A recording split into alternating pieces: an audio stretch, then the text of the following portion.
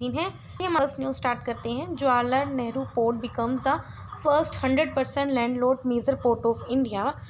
तो गाइज़ ये जो हमारी न्यूज़ है जैसे ज्योग्राफी में कवर होगी, तो सबसे पहले हम ये पढ़ते हैं लैंडलॉर्ड पोर्ट मॉडल होता है क्या है। इसके अंदर क्या होता है, पब्लिक प्राइवेट ओरिएंटेशन दोनों होती है, ठीक है। इसके अंदर जो पोर्ट अथॉरिटी होगी वो उसको रेगुलेटरी बॉडी की तरह एक्ट करेगी एंड एज अ लैंडलॉर्ड आपको पता ही है कि उसका ओनर होना है, ठीक है। वाइल जो पोर्ट के ऑपरेशंस होंगे, स्पेशली कि वहाँ पे अगर कोई शिप आ रही है तो उसको हैंडलिंग कैसे करनी है वो कैरिड आउट किया जाएगा बाय प्राइवेट कंपनीज, ठीक है। मतलब कि उसका जो लैंडलॉर्ड है, ओनर है, वो गवर्नमेंट है। बाकी जो उसके अंदर जो भी एक्टिविटीज़ हो रही है, मैनेजमेंट और ऑपरेशंस है, वो प्राइवेट कंपनीज के द्वारा किया जा रहा है। इसके अंदर हम क्या करते हैं, इसके अंदर डिसेंट्रलाइज्ड डिसीजन मेकिंग है, ठीक है। इसके अंदर जो भी गवर्नेंस होगी उसके अंदर प्रोफेशनलिज्म हमने इन्फ्यूज़ किया है, ठीक है। अब थोड़ा सा हम जवाहरलाल नेहरू पोर्ट के बारे में पढ़ लेते हैं। जवाहरलाल नेहरू पोर्ट नवी मुंबई महाराष्ट्र में, जो कि 1989 में आया था। ये कंटेनर हैंडलिंग पोर्ट है जिसके अंदर अगर देखा जाए तो टोटल कंटेनर कार्गो वॉल्यूम का 50% कंट्रीब्यूट करता है। हमारे इंडिया में दो तरह से पोर्ट को क्लासीफाई किया जाता है, जो मेजर पोर्ट्स और माइनर पोर्ट्स। मेजर पोर्ट्स होते हैं जो यूनियन गवर्नमेंट के अंदर होते हैं, माइनर पोर्ट्स होते हैं जो स्टेट गवर्नमेंट के अंदर होते हैं as per the Indian ports act. तो गाइज आप देख सकते हो जो मेजर इंडिया के मेजर पोर्ट्स हैं, अगर आपने ज्योग्राफी पढ़ी होगी तो आपको पता होगा। कांडला पोर्ट है गुजरात में, महाराष्ट्र में दो, एक मुंबई और एक जवाहरलाल नेहरू है। मोरमुगांव है गोवा में है। इसके बाद न्यू मैंगलोर है कर्नाटका में, कोचिन केरला में, टुटिकोरिन, ठीक है। फिर चेन्नई और इन्नौर, ये दोनों तो उसमें है। विशाखापट्टनम आंध्र प्रदेश, पारादीप अपना उड़ीसा में और कोलकाता आपको पता है वेस्ट बंगाल में। तो ये अपने 11 मेजर पोर्ट्स हैं, 12 सॉरी, ठीक है। इसके अलावा और भी जो पब्लिक प्राइवेट पार्टनरशिप मॉडल में है पोर्ट पे, आप देख सकते हो एक सर्विस पोर्ट मॉडल होता है, एक टूल पोर्ट मॉडल है, कॉर्पोरेटाइज्ड मोड पोर्ट्स है। तो ये जो हमने पढ़ा भी वो लैंडलॉर्ड पोर्ट मॉडल था। सर्विस पोर्ट मॉडल में क्या होता है, इसके अंदर जो पोर्ट की अथॉरिटी होती है वो लैंड को ओन करती है। इसके अलावा जो इसके ऊपर जितने भी अवेलेबल एसेट्स हैं, मतलब कोई भी जैसे आप मतलब मशीन्स यूज़ कर रहे हो, चाहे वो फिक्स्ड है या फिर वो मोबाइल हो गया, जो कोई ट्रांसपोर्ट सिस्टम है, ठीक है, वो या जो भी वो and performs all regulatory and port functions, ठीक है। मतलब कि वो गवर्नमेंट ही सब कुछ क्या करती है, रेगुलेट करती है। इसलिए जो पोर्ट ट्रस्ट है वो दोनों ही लैंडलॉर्ड होता है और कार्गो टर्मिनल ऑपरेटर भी होता है। मतलब कि इसके अंदर सारी रिस्पॉन्सिबिलिटी गवर्नमेंट की ही होती है, पोर्ट अथॉरिटी की, ठीक है। टूल पोर्ट मॉडल में क्या होता है, ये जो पोर्ट अथॉरिटी है वो खुद क्या करती है, पोर्ट के इंफ्रास्ट्रक्चर को ओन करती है, डेवलप करती है और मेंटेन करती है, ठीक है। एज वेल एज जो सुपर स्ट्रक्चर है इंक्लूडिंग कि वहाँ पे जो cargo handling equipment such as quay cranes and fork trucks, ठीक है। कॉर्पोरेटाइज पोर्ट में क्या होता है, इसके अंदर पोर्ट्स को एंटायरली प्राइवेटाइज किया जाते हैं, ठीक है। तो ये प्राइवेटाइज होता है, एक्सेप्ट वो ओनरशिप है वो पब्लिक रहती है, इसलिए इसको मेजोरिटी शेयर होल्डर बोलते हैं। फाइन। नेक्स्ट न्यूज़ है, union minister for commerce and industry emphasises need for India Africa trade and investment agreement. तो क्या इंटरनेशनल रिलेशंस में कवर होगी। अभी क्या जो हमारे जो minister for commerce and industry है, उन्होंने अभी क्या क्या एड्रेस किया है ये CII एग्जिम बैंक कॉन्क्लेव को, जिसके अंदर उन्होंने बोला है कि हमें इसकी नीड क्यों चाहिए, हम क्यों चाहते हैं कि इंडिया और Africa trade and investment agreement हो under African continent free trade area, ठीक है। अब क्यों हम चाह रहे हैं, ऑफकोर्स ताकि हम ज़्यादा ज़्यादा इन्वेस्टमेंट को अट्रैक्ट कर सकें और ज़्यादा अपना ट्रेड बढ़ा सकें अफ्रीका के साथ, ठीक है। तो क्यों कहा है, क्योंकि इंडिया प्लान कर रहा है कि अपनी पार्टनरशिप अफ्रीका के साथ स्ट्रेंथन कर सके 4 एरियाज में स्पेशली। एक तो सोलर पावर में, क्योंकि वहाँ पर आपको पता है कि ट्रॉपिकल रीजन है तो वहाँ पे सन की अवेलेबिलिटी बहुत रहती है। Defence trade and military exchanges में, फिजिकल डिजिटल इंफ्रास्ट्रक्चर में, IT consultancy and project export में, इसके अलावा हेल्थ केयर और फार्मा में। अब इंडिया के लिए अफ्रीका किस तरह से इंपॉर्टेंस रखता है, सबसे पहले अफ्रीका यूनियन एक one of the largest trading partner, और इंडिया का अगर अफ्रीका के साथ टोटल टेक देखा जाए 2019 में वो $68.33 बिलियन था। स्ट्रेटेजिक देखा जाए तो इंडिया और जो अफ्रीकन कॉन्टिनेंट की जो स्टेट्स हैं वो रीजनल मैरिटाइम सिक्योरिटी इंफ्रास्ट्रक्चर मतलब कि इस तरह से लोकेटेड है, ठीक है, स्ट्रेटेजिकली। सॉफ्ट पावर देखें तो यहाँ पे इंडिया से प्रेफर्ड है, मतलब अफ्रीकन स्टूडेंट्स, काफ़ी अफ्रीकन स्टूडेंट जो इंडिया में आके पढ़ाई करते हैं, ठीक है। हिस्टोरिकल देखें तो नॉन अलाइन मूवमेंट के अंदर काफ़ी अफ्रीकन कंट्रीज थी जिन्होंने इंडिया को ज्वाइन किया था, सो दैट जो हेजेमोनिक पावर्स है, मतलब जो इंडिया के ऊपर कंट्रोल करती थी जैसे ब्रिटिश पावर्स हैं, उनके अगेंस्ट इन्होंने फाइट करी थी और इंडिया की हेल्प करी थी। इसके अलावा इंडिया के पास चैलेंजेस के क्यों वो अफ्रीका के साथ एग्रीमेंट नहीं कर पा रहा है, सबसे पहले फिजिकल डिजिटल इंफ्रास्ट्रक्चर की कमी है, लिमिटेड मार्केट नॉलेज है, कल्चर पॉलिटिकल बैरियर्स हैं दोनों मतलब कॉन्टिनेंट्स में या दोनों कंट्रीज़ में देखा जाए। चाइना की इन्वेस्टमेंट ऑलरेडी बहुत ज़्यादा है अफ्रीकन कॉन्टिनेंट में, ठीक है। इनिशिएटिव्स क्या लिए गए सो दैट अपने रिलेशंस को और ज़्यादा स्ट्रेंथन कर सके। एक program for infrastructure development in Africa बनाया था in partnership African development bank. इसके अलावा एशिया अफ्रीका ग्रोथ कॉरिडोर है जिसको 2017 में लॉन्च किया गया था, सो दैट इसके अंदर ये था कि हमें कुछ इंडिया के जो सिलेक्टेड पोर्ट्स हैं जो अफ्रीका में है उसको हमें क्या करना है, लिंक करना with the help of Japan investment. इसके अलावा इंडिया ने एक और प्रोग्राम स्टार्ट किया, that is a focus Africa programme. Fine. Next news है RBI revises the regulatory framework for urban cooperative banks. तो गाइस ये जो न्यूज़ इकोनॉमी में कवर होगी। अभी ये जो रिवाइज किए हैं जो भी फ्रेमवर्क हैं वो किसकी रिकमेंडेशन भी किए, उन the recommendation of NS. Vishwanath panel जो सेटअप किया गया 2021 में। हाईलाइट्स क्या है, रिवाइज क्या क्या नॉर्म्स को रिवाइज किया है। सबसे पहले इन्होंने बोला कि अभी हम क्या करेंगे, 4 टायर रेगुलेटरी फ्रेमवर्क होगा। अर्बन कोऑपरेटिव बैंक्स को क्लासीफाई किया टायर 1, टायर 2, टायर 3, टायर 4 में, जिसके अंदर डिफ्रेंशिएटेड रेगुलेटरी प्रेस्क्रिप्शन, मतलब कि जो टायर 1 के अंदर करंट कोऑपरेटिव बैंक सेटअप है, जो टायर 2 सिटीज़ में, टायर 3, टायर 4, तो सबके लिए जो रेगुलेटरी फ्रेमवर्क होगा वो अलग अलग होगा। ठीक है, सो दैट वहाँ के जो अर्बन कोऑपरेटिव बैंक्स हैं हम उनके फाइनेंशियल और साउंड बना सकें। ठीक है, अर्बन कोऑपरेटिव बैंक जो भी अपनी रिक्वायरमेंट को पूरी नहीं कर पा रहा है तो उसको 5 साल के लिए एक पाथ प्रोवाइड किया जाएगा, एक मतलब का आपको प्लान बताया जाएगा, सो दैट आप स्मूथ ट्रांजिशन कर सको टू द रिवाइज नॉर्म्स। ठीक है, मिनिमम नेटवर्क क्या होती है, अगर टायर 1 सिटीज़ में कोई अर्बन कोऑपरेटिव बैंक्स हैं तो उनकी 2 करोड़ होनी चाहिए and 5 crore for others, so that उस बैंक्स को हम फाइनेंशियली साउंड बना के रख सकें। ठीक है, और अगर वो कल को उनके अंदर लिक्विडिटी कम भी आती है तो वो इजीली अपने आप को रिकवर कर सकते हैं। ठीक है, तो इतना उनमें पैसा होना चाहिए। Capital to risk weight asset ratio देखो तो टायर 1 के अंदर जो कोऑपरेटिव बैंक्स है वो 9%, जबकि अदर जो टायर 2, टायर 3, टायर 4 में तो 12% कर दिए, क्या सॉरी टायर मतलब टायर 1 के लिए 9% ही रखा जो पहले था, जबकि और सिटीज़ के और अर्बन कोऑपरेटिव बैंक जो टायर 2, टायर 3, टायर 4 में उनको रिवाइज करके 12% कर दिया है। ठीक है, सो दैट हम उन बैंक्स के कैपिटल स्ट्रक्चर को स्ट्रेंथन कर सकें। ठीक है, अर्बन कोऑपरेटिव बैंक्स क्या है, काफ़ी बार हम पढ़ते हैं कोऑपरेटिव सोसाइटी था विच आर रजिस्टर्ड अंदर अ प्रोविजन ऑफ, या तो वो स्टेट कोऑपरेटिव सोसाइटी एक्ट के अंदर रजिस्टर्ड होते हैं या फिर multi state cooperative society act के अंदर। ठीक है, इसके उसको वैसे इसको 2 तरह से सुपरविजन किया जाता है, आरबीआई भी करती है और रजिस्टर ऑफ कोऑपरेटिव सोसाइटी भी करती है। हाउएवर किसी इनकी जो पावर है कि इनको बैंकिंग लाइसेंस देना है या रेगुलेट करना है सुपरवाइजन की, वो अभी आरबीआई के पास है under the banking regulation act. ठीक है, अब capital to risk weighted ratio क्या होता है, मतलब कि वही बात है, अगर आपके पास 100 रुपये हैं तो कितने रुपए हैं जो आपके रिस्क में हैं, 20 रुपये हैं, क्योंकि अगर आपने तो उधर लोन में दे रखे हैं, आपको पता है कि वो वापस नहीं आने वाला, तो वही होता है।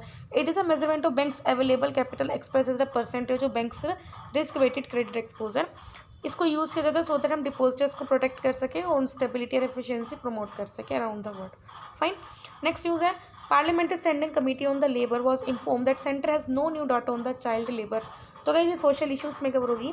पहली बार है कि पार्लियामेंट्री पैनल ने एंगेज किया कि सो दैट वो national child labour project scheme को एग्जामिन कर सकें। ठीक है, अभी क्या है, क्योंकि बजट जो प्रोविजंस दिए गए थे इस स्कीम के लिए वो बिल्कुल मतलब ख़त्म हो चुके हैं आफ्टर जब से इस स्कीम को मर्ज किया है समग्र शिक्षा अभियान के साथ। ठीक है, तो जिसकी वजह से इस स्कीम के लिए स्पेशली जो फंड होता था वो ख़त्म हो गया है। ठीक है, चाइल्ड लेबर के बारे में पढ़ते हैं, अगर सेंसस 2011 के अंदर देखें तो जो बच्चे 5 से 14 साल के बीच एज में हैं तो ऐसे बच्चे 10.1 मिलियन वर्कर्स हैं। कोशिश क्या है, क्योंकि ऑलरेडी उनके घर वाले बहुत ज़्यादा डेप्ट में हैं या फिर वो इस तरह के रीजंस में रह रहे हैं जहाँ पे कन्फ्लिक्ट बहुत रहता है, फोर्स्ड या उनसे ज़बरदस्ती लेबर करवाई जाती है। इनिशिएटिव्स क्या लिए हुए हैं, इंडिया ने ऑलरेडी इंटरनेशनल लेबर ऑर्गेनाइजेशन का जो कन्वेंशन 182 इसको रेटिफाई किया गया है on the worst form of child labour and convention 138 on the minimum age of employment. इसके अलावा child labour prohibition and regulation amendment act 2016 भी लाया गया था, जिसके अंदर अगर हम किसी बच्चे को भी जो 14 साल से कम का किसी भी ऑक्यूपेशन में उसको एंगेज करते हैं तो वो इलीगल है, और अगर 18 साल से कम बच्चा और उसको हजार्डस ऑक्यूपेशन में एंगेज करते हैं तो वो कम है। तो गाइस इस पे लाइन वेरी इंपॉर्टेंट है अगर आप यूपीएससी के पॉइंट ऑफ व्यू से देखो, क्योंकि वो पूछ लेते हैं कि चाइल्ड लेबर किस ईयर से कम नहीं होना चाहिए, उसमें लिखते हैं हजार्डस। तो भाई अगर 14 साल का बच्चा तो किसी भी फॉर्म ऑफ ऑक्यूपेशन में नहीं जा सकता, चाहे डोमेस्टिक वर्क में भी नहीं जा सकता। हाँ, 14 से 18 साल का बच्चा डोमेस्टिक काम कर सकता है लेकिन वो हजार्डस वर्क में नहीं जा सकता। ठीक है, तो पॉइंट टू बी नोटेड। ठीक है, इसके अलावा एक पेंसिल प्लेटफॉर्म है, that is a platform for effective enforcement for no child labour portal, जिसके अंदर हम क्या करते हैं, जो भी बच्चे चाइल्ड लेबर में एंगेज हैं उनको रेस्क्यू करते हैं, उनको रिहेबिलिट करते हैं। चाइल्ड लेबर पर कुछ कॉन्स्टिट्यूशन प्रोविजंस पे आर्टिकल 21 क्लोज एंड 45 है जो फ्री और कंपल्सरी एजुकेशन प्रोवाइड करता है to children from 6 to 14 year. Article 23 prohibit करता है एंड क्रिमिनलाइज करता है human trafficking and force labour को। आर्टिकल 24 प्रोहिबिट करता है एम्प्लॉयमेंट ऑफ चिल्ड्रन जो 14 साल के बच्चे कम हैं factory mines and hazards employment. Article 39 direct करता है स्टेट को कि आपको to ensure the health and strength of works and जो बच्चे हैं they could not be abuse, मतलब उनके साथ कुछ भी मतलब अब्यूज़ नहीं होना चाहिए। फाइन। नेक्स्ट न्यूज़ है parliament standing committee on housing and urban affairs calls for a unified metro rail law. ठीक है, अभी क्या मेट्रो रेल्स एक ये जो न्यूज़ है इंफ्रास्ट्रक्चर के अंडर कवर होगी, और इंफ्रास्ट्रक्चर की न्यूज़ है वो यूजली इकोनॉमी में कवर होती है। ठीक है, metro rail are one of the 5 categories of mass rapid transit systems. ठीक है, मास मतलब कि काफ़ी लोगों को आप रैपिड क्या कर रहे हो, एक जगह से दूसरी जगह मूव कर रहे हो। ठीक है, तो metro rail it's one of the 5 categories. Remaining 4 कौन है? बस है, बस रैपिड ट्रांजिट सिस्टम, एक light rail transit, tramways and regional rail. ठीक है, इस रिपोर्ट ने बोला है कि हमें क्या करना है, एक सिंगल और कॉम्प्रिहेंसिव लॉ बनाना है हर एक कंट्री में जो भी मेट्रो रेल नेटवर्क्स हैं उनके लिए, सो दैट जो भी चैलेंजेस आ रहे हैं मेट्रो प्रोजेक्ट जो फेस कर रहे हैं उनको हम ओवरकम कर सकें। ठीक है, अब चैलेंजेस क्या है मेट्रो प्रोजेक्ट्स में? सबसे पहले एक कोई भी लॉ नहीं है, ठीक है, जो मेट्रो प्रोजेक्ट्स के साथ डील कर सके। दूसरा है जो majority of metro rail networks हैं, ठीक है, उनकी परफॉर्मेंस अच्छी नहीं है in terms of carrying passenger. ठीक है, फॉल्टी डिटेल प्रोजेक्ट रिपोर्ट्स हैं, प्रॉपर प्लानिंग की कमी है। ठीक है, कैचमेंट एरिया ज़्यादा चाहिए बिकॉज उनको रेल को ट्रैक्स को लगाने के लिए जी। तो these are highlighted as reason behind such dismal performance. उनकी परफॉर्मेंस क्यों ख़राब है? इसके अलावा कोई भी ट्रांसजेंडर्स को एम्प्लॉय नहीं किया गया किसी भी ऑपरेशनल मेट्रो रेल प्रोजेक्ट्स में। अर्बन ट्रांसपोर्ट स्टेट सब्जेक्ट है, इसकी वजह से जो स्टेट गवर्नमेंट्स है वो रिस्पॉन्सिबल है कि कोई भी अगर रिलेटेड मेट्रो रेल से रिलेटेड कोई भी प्रोजेक्ट है उनको इनिशिएट करना, डेवलप करना है फंडिंग के लिए। मेट्रो रेल स्टार्ट हुई थी 1970s में, और पहली जो मेट्रो रेल थी वो कहाँ गई थी? कोलकाता सिटी में 1984 में। तो ये भी वेरी इंपॉर्टेंट है। मोस्टली जो मेट्रो रेल प्रोजेक्ट्स हैं उनको फाइनेंस करती है central government in partnership with the state government. Fine, next news है अपनी, ministry of power notifies the green energy open access rules. तो ये एनवायरनमेंट में कवर होगी। देखो ऑब्जेक्टिव क्या है? Objective of the electricity promoting renewable energy through green energy open access rules 2022। अब ऑफकोर्स इसको ग्रीन एनर्जी का ऑब्जेक्टिव होगा क्या कि हमें अपना रिन्यूएबल एनर्जी को बढ़ाना है, तो इससे रिलेटेड जो भी प्रोग्राम्स है उसको और ज़्यादा एक्सलरेट करना है। इसके सैलिएंट फीचर्स क्या हैं? सबसे पहले हमें करना है ग्रीन ओपन एक्सेस अलाउ करना है किसी भी कंज्यूमर को, और जो लिमिट है ओपन एक्सेस ट्रांजेक्शन की उसको रिड्यूस करना है 1 megawatt to 100 kilowatt for green energy to enable small consumers also to purchase renewable power through open access. तो गाइस इस लाइन का मतलब क्या? ओपन एक्सेस का मतलब कि कोई भी इसको यूज़ कर सकता है। ठीक है, पहले क्या ओपन एक्सेस का मतलब है अगर आप कोई कंज्यूमर हो, कस्टमर हो, अगर आप रिन्यूएबल एनर्जी को परचेज करना चाहते हो तो आप कर सको। पहले इसकी लिमिट लगा रखी थी कि 100 में अगर आपको मिनिमम आपको खरीदनी है तो 1 मेगावाट खरीदनी है। अभी इन्होंने बोला 1 मेगावाट में भी जो रिन्यूएबल एनर्जी वो कॉस्टली होगी, इसलिए उन्होंने बोला है कि आप क्या करो, मिनिमम जो ट्रांजेक्शन है वो 100 किलोवाट कर दो। तो इससे क्या होगा, ज़्यादा ज़्यादा कंज्यूमर्स खरीदेंगे, और ज़्यादा ज़्यादा कंज्यूमर्स खरीदेंगे तो फिर रिन्यूएबल एनर्जी लोग ज़्यादा ज़्यादा प्रोड्यूस भी करेंगे। ठीक है, कंज्यूमर्स को entitled to demand supply of green powers from distribution company. जो भी कमर्शियल इंडस्ट्रियल कंज्यूमर्स हैं वो भी ग्रीन पावर्स को परचेज कर सकते हैं वॉलंटरी बेसिस पे।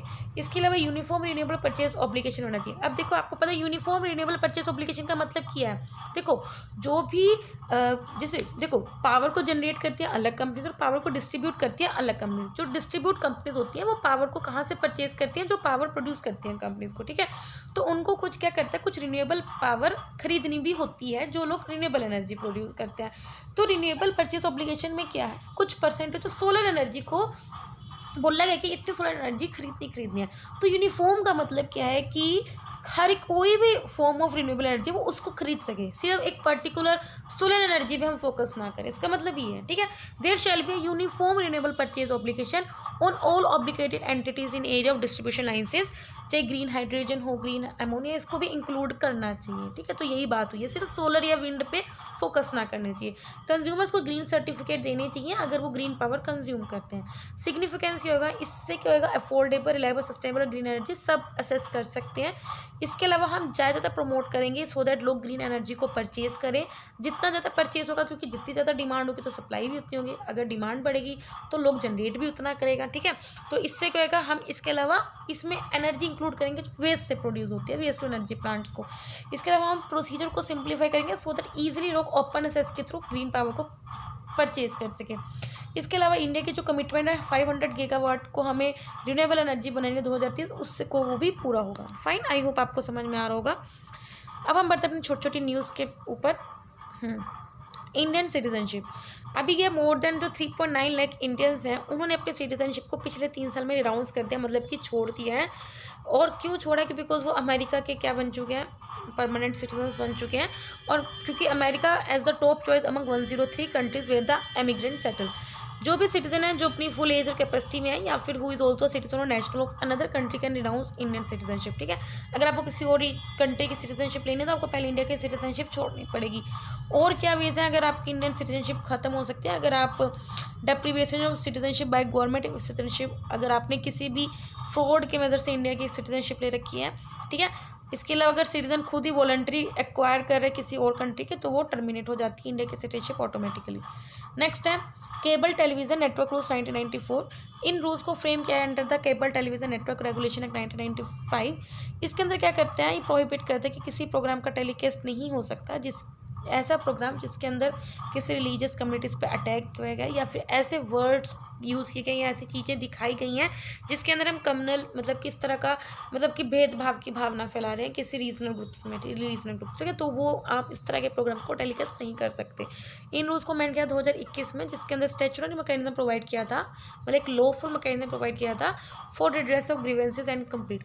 इस रूल में 3 लेवल की कंप्लेंट्स होती हैं। एक लेवल 1 की होती है जो ब्रॉडकास्टर के द्वारा होती है, level 2 by the self regulating bodies of the broadcaster, level 3 by the oversight mechanism of the central government. Fine. Next news है latest labour indicators release by the national statistical office. अभी national statistical office क्या है, ये statistic wing है ministry of statistics and programme implementation का। इसके अंदर एक सेंट्रल स्टैटिस्टिकल ऑफिस भी है, कंप्यूटर सेंटर भी और नेशनल सैंपल सर्वे ऑफिस भी है। अभी फाइंडिंग क्या कि दोनों रूरल और अर्बन एरियाज में देखा जाए तो जो पार्ट टाइम वर्कर्स हैं जो 60+ एज ग्रुप के ज़्यादा है among males and urban females, ठीक है, are more in the 60+ age group among males and urban females, ठीक है। जो मोस्टली जो फीमेल्स हैं वो पार्ट टाइम वर्क करती हैं than males across all the age group. कोई भी एज ग्रुप देख लो तो पार्ट टाइम वर्क फीमेल ज़्यादा करती है, चाहे वो रूरल एरिया में चाहे अर्बन एरिया में हो, ठीक है। नेक्स्ट है participatory note, that is a P notes. हमने इसके बारे में पहले भी पढ़ा। देखो पार्टिसिपेटरी नोट्स क्या होते हैं, फाइनेंशियल इंस्ट्रूमेंट्स होते हैं जो कोई भी फॉरेन इंस्टीट्यूशनल इन्वेस्टर्स है वो इशू करता है to an overseas investor who wishes to invest in India. मतलब सपोज करो कोई अमेरिका का बंदा है वो इंडिया के स्टॉक मार्केट में इन्वेस्ट करना चाहता है, ठीक है, तो वो पी नोट्स के थ्रू क्या कर सकते हैं, इन्वेस्ट करता है विदाउट रजिस्टरिंग। देखो यूजुअली क्या होता है अगर किसी को इन्वेस्ट करना है अगर फॉरेन बंदे को, तो उसको पहले SEBI that is the security and exchange board of India register कराना है। लेकिन अगर वो अपने आप को रजिस्टर नहीं करा सकता तो वो पार्टिसिपेटरी नोट इशू करते और वो फिर डायरेक्ट क्या करता है, इन्वेस्ट कर सकता है without registering with the SEBI, ठीक है। ये जो एनोमेंटी प्रोवाइड होते हैं पीनेट्स, इससे क्या होगा, it makes it lucrative for entities that try to use this route to round trip fund, ठीक है। अभी क्या इंडियन कैपिटल मार्केट में पार्टिसिपेटरी नोट्स के थ्रू जो इन्वेस्टमेंट है वो डिक्लाइन, ये हमने पहले भी पढ़ा था आई थिंक 1 साल पहले, तब भी डिक्लाइन हुई थी, ठीक है। तो पिछले 20 मंथ्स में और भी लोएस्ट देखी गई है, ओनली 80,092 करोड़ रुपीज़, ठीक है। नेक्स्ट है राष्ट्रीय गोकुल मिशन। तो गोकुल मिशन समझ सकते हो गाय से रिलेटेड होगा। अभी के जो department of animal husbandry and dairying उन्होंने एक राष्ट्रीय गोकुल मिशन को इम्प्लीमेंट किया, जिसके अंदर ये कि हमें क्या करना है, जो बोवीन ब्रीड्स हैं मतलब जो भी दूध देती हैं ब्रीड्स उनको डेवलप करना है, कंजर्व करना है, उन या बोवीन के पॉपुलेशन को जेनेटिक अपग्रेड करना है, मतलब जेनेटिक जीन्स को या तो मोडिफाई करके उसको अपग्रेड करना है। और उनकी जो मिल्क प्रोडक्शन है उनको भी एनहेंसमेंट करना है। इसको ऑब्जेक्टिव्स क्या, सबसे पहले हम उनको उनकी बोवाइंस की जो प्रोडक्टिविटी है मिल्क प्रोडक्टिविटी को हम बढ़ा सकें, उनके अंदर क्योंकि मिल्क वो कम देती है उनको मिल्क प्रोडक्शन इंक्रीज कर सके सस्टेनेबल मैनर में। ऐसा नहीं कि हमने उनको हार्म करना है, हार्म नहीं करना है, ठीक है। एडवांस टेक्नोलॉजी यूज़ करनी है, ठीक है। इसके अलावा हाई जेनेटिक मेरिट बुल्स को यूज़ करना है फॉर ब्रीडिंग पर्पसेस। इसके अलावा इसके अंदर हम आर्टिफिशियल इंसेमिनेशन कवरेज को भी एनहेंस करेंगे, ठीक है, through strengthening breeding network and delivery of artificial insemination services at farmer door step, ठीक है। नेक्स्ट है सॉल्ट वाटर क्रोकोडाइल। अभी क्या है, सॉल्ट वाटर क्रोकोडाइल में रिकॉर्ड देखा गया है जिन्होंने मतलब एग्स दिए हैं ड्यूरिंग द नेस्टिंग सीजन, क्योंकि ये नेस्टिंग सीजन होता है इस साल में भीतरकनिका नेशनल पार्क जो कि उड़ीसा के केंद्रपाड़ा डिस्ट्रिक्ट में है। Salt water crocodile mostly country के ईस्टर्न कोस्ट में देखा गया अराउंड द भीतरकनिका, सुंदरबंस या अंडमान निकोबार आइलैंड, ठीक है। ये क्रोकोडाइल की कैटेगरी में लार्जेस्ट होते हैं, लार्जेस्ट रेप्टाइल है वर्ल्ड में। कंजर्वेशन स्टेटस अगर IUCN में देखा तो लीस्ट कंसर्न है और साइट्स में अपेंडिक्स 1 में होते हैं। इसके अलावा और भी तरह के क्रोकोडाइल होते हैं जैसे घरियाल और मुगर। घरियाल के बारे में मैं पढ़ा है काफ़ी बार। नेक्स्ट है worm hole. Worm hole theory ये बताती है कि ये पैसेज बताती है थ्योरेटिकल थ्रू स्पेस टाइम, जिसकी वजह से ये देख सके कि अगर आप यूनिवर्स में जाना है तो किस तरह से आप शॉर्ट रूट के थ्रू जा सकते हो, ठीक है। जो एग्जिस्टेंस ऑफ वर्म होल था इसको प्रेडिक्ट किया गया था लुडविग फ्लामिंग द्वारा 1916 में, soon after the Einstein proposes general theory of relativity. However अभी तक कोई भी वर्म होल को डिस्कवर नहीं किया टिल डेट। नेक्स्ट है नेशनल कल्चर फंड। देखो ये इसका ऑब्जेक्टिव किया है कि हमें क्या करना है, पार्टनरशिप को इस्टेब्लिश करना है in the field of culture and heritage, public और प्राइवेट सेक्टर के गवर्नमेंट के साथ। क्यों करना है? फंड की बात हो रही है, सो दैट हम क्या कर सकें, जो भी हमारा इंडिया का जो हेरिटेज है उसको फंड चाहिए। अगर आपको रिस्टोर भी करना है, कंजर्व, प्रोटेक्ट, डेवलप करना है, कुछ भी करना है, उसके लिए फंड चाहिए। तो उसी के लिए 1996 में इसको सेटअप किया गया था under the charitable endowment act 1990। Governing जो काउंसिल है उसका जो चेयरमैन है वो यूनियन मिनिस्टर ऑफ कल्चर है। जब से ये आया है, जो एनसीएफ ने ऑलरेडी 52 प्रोजेक्ट्स कंप्लीट कर चुके हैं विद द वेरियस डोनर्स। ठीक है, तो लोग इसमें अपने कंट्रीब्यूट करते रहते हैं। भील ट्राइब है सेकंड लार्जेस्ट ट्राइब है इंडिया की। मेनली कहाँ रहती है? अब राजस्थान, वेस्टर्न मध्य प्रदेश, गुजरात, नॉर्दर्न। पता होगा भील ट्राइब ने वो भी किया था जब ट्राइबल रिवोल्ट्स हुए थे। ठीक है, भील ट्राइब के अंदर सब ट्राइब्स है, भील, गरसिया, ढोल भील। लैंग्वेज इनकी भीली होती है, जो मेनली बिलोंग करती है इंडो फैमिली से। भील किस तरह से अपराइज हुए? ये मेनली खानदेश के हिली रेंजेस में रहते हैं। In the previous Maratha territory British ने ऑक्यूपाई किया था 1818 में, जिसकी वजह से फिर 1819 में उन्होंने रिवोल्ट भी किया था। ठीक है, पर्सनैलिटीज न्यूज़ में मंगल पांडे, तो अभी प्राइम मिनिस्टर ने रिमेंबर किया फ्रीडम फाइटर मंगल पांडे को उनकी बर्थ एनिवर्सरी पे। कहाँ पे पैदा हुए थे? इन फैजाबाद, यूपी में, in the northern India. He was made of a soldier, 6th company of 34th Bengal native infantry के। इन्होंने रिवोल्ट किया था against the East India Company 1857 में बाय अटैकिंग ब्रिटिश ऑफिसर। पता ही होगा बराकपुर में भी। वैल्यूज़ के लीडरशिप, वेलियर नेशनलिस्ट। लास्ट न्यूज़ है इथोपिया, जिसकी कैपिटल है एडिस अब्बा। ये landlocked country on the horn of Africa, जो is spread by the great rift valley. Neighbours countries कौन है? Eritrea, Djibouti, Somalia, Kenya, South Sudan, Sudan. 5 इसके topography feature थे। Western highlands भी यहाँ पाए जाएंगे, वेस्टर्न लोलैंड भी, ईस्टर्न हाईलैंड्स भी पाए जाएंगे, ईस्टर्न लोलैंड्स और रिफ्ट वैली भी पाई जाएगी। ठीक है, अगर आप इथोपिया के रूप से देखोगे तो आपको नॉर्थ सेंट्रल मैसेज भी देखेंगे। ठीक है, माउंट राजिद है और हाईएस्ट पॉइंट है इसको इथियोपिया में। वाटर बॉडीज कौन कौन से? पे ब्लू नील रिवर है, तेगचे रिवर है जो मेन रिवर्स है। लेक तना इसका लार्जेस्ट इनलैंड लेक है और जो मेन रिजर्वर है जो कि for the blue Nile river. Fine. तो गाइस यहाँ पे 20 जुलाई के डेली करंट अफेयर्स कंप्लीट होता है। वीडियो अच्छी लगे तो लाइक करना, कोई डाउट हो कमेंट करना। तब तक के लिए बाय बाय, टाटा।